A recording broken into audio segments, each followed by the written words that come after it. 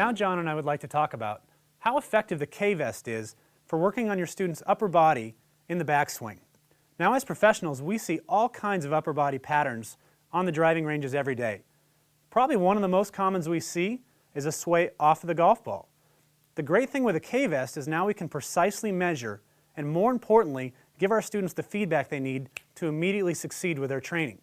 Now I'm going to have John go ahead and set up to the golf ball.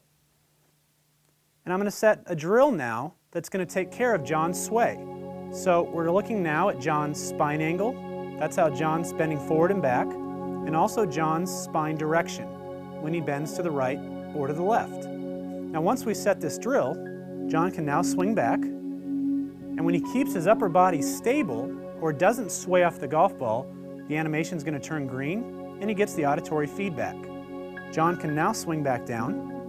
And if he goes into more of a sway or a swing off of the golf ball where his spine now points to the right, he loses the auditory tone and the animation now turns red. I'll let John now work with the KineSync software so he can get the exact feel he needs for improvement. It's really that easy now to measure sway, but more importantly, give your students the feel they need to improve.